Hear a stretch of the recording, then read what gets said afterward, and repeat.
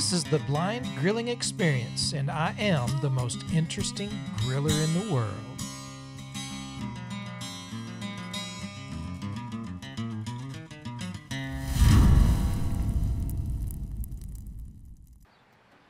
Chris Peltz here with another episode of the Blind Grilling Experience on the YouTube. Be sure and hit that thumbs up and subscribe. We're going to be talking today about how I light my big green egg. And this is really going to go for all charcoal grills because I get a lot of questions about this for folks who are just getting into grilling and a little bit intimidated about lighting the charcoal grill. So I was going to walk through my process. Of course, I use the Flame Boss not only to monitor the temperature, but also to help control it as well. But I'm going to just walk through as I come out to the grill, everything that I do to get things going. And the first thing I do is I open up the vents. Now, sometimes on an older egg, as it's been setting, for a few days, depending on the weather, the top vent can be a little bit stuck. So I'll just kind of press up on it with my thumbs, and then it slides right open. I go ahead and I take my pit probe from my Flame Boss and I drop it through the top vent. I open up my egg and reach in, and I connect it to the back of the dome thermometer inside the egg, and that's going to monitor my pit temp. I go ahead and I connect my Flame Boss, and so I'm going to open the bottom vent. I'm going to plug in, and actually right here on my table, I've got the old Flame Boss 300. We actually debuted this unit for Flame Boss right here on the channel several years ago. It was so awesome. But I'm going to go ahead and connect my Flame Boss, get the fan on. All right.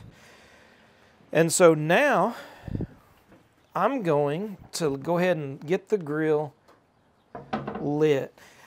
Now, I've already got plenty of charcoal here for the cook that we're doing. I've got a bunch of leftover charcoal from the last cook. And so there's a couple of ways that we can do this.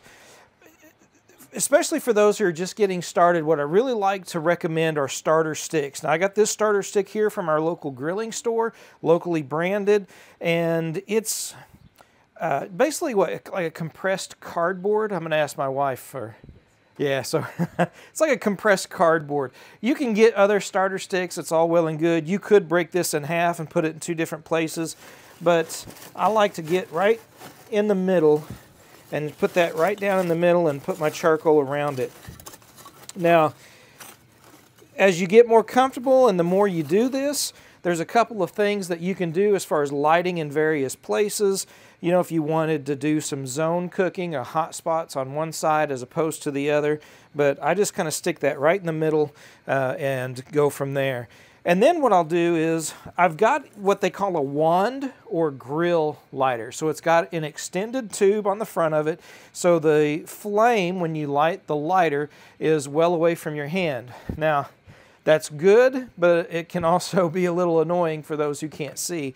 And so I'll take my hand and I will cup it over the end of my starter stick, and I put my the lighter right up against that starter stick. And then what I'll do is I'll light the starter stick. If I can get that lit here.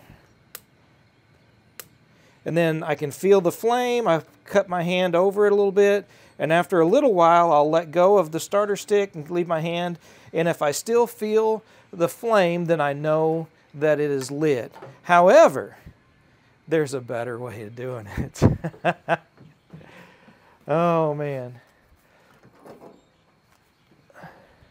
What I've got here is the Grill Blazer grill gun. Grill gun by Grill Blazer, man, I tell you what, this thing is awesome. Just kind of aim it in the general direction.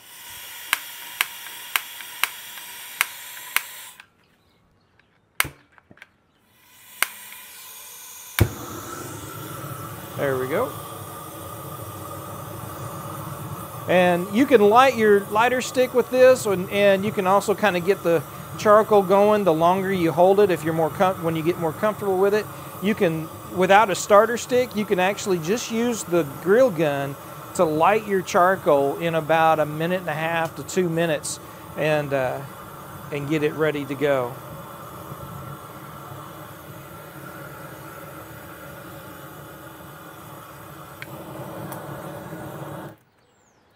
All right, so we've got that lit.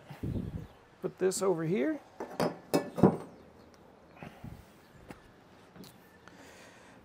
The next thing I do is I go ahead and I put in my cooking grate with my convector, because I'm doing an indirect cook. And I'm going to close the top lid, the dome of the egg, but I'm leaving the top vent open for just a little bit longer. And what I'm going to do is then I'll grab my phone, and this is the really cool part about the Flame Boss. Open up the Flame Boss app. 275 degrees. And I've 128 degrees. 275 degrees. 128 it's already at 128 degrees inside there. I've got it at set to 275 degrees. I could change that if I wanted to. Switch button alert. 200. Type in desired temperature. 275. Text field. But I actually want to leave it at 275. 3:17 p.m. Type in set Tom. And so 275. Text field. I'm going to leave that there. Flame Boss. But then what I'm going to do is I'm going to monitor it, and when the temperature gets to about 250 degrees or somewhere over 200, then I will come out and I will slide this vent closed and go right over that probe. It won't hurt it. There's a little bit of a give on this. You're not pinching it or anything, but until then I'll leave it open. But I'll just bring it up the temp until I'm, and then once I get close to my target temp, I'll close that top vent and go get my meat prepared and ready to cook. Folks, thanks for watching Blind Grilling here on YouTube. Be sure and check out the podcast as well, Blind Grilling Experience. We're on Spotify, iHeart, Apple Podcasts, Google Podcasts, whatever your favorite podcast app is. Just search for Blind Grilling Experience and catch our weekly podcasts. And of course, stay tuned for more videos right here on the channel as well. Remember, folks, if you're looking, you ain't cooking.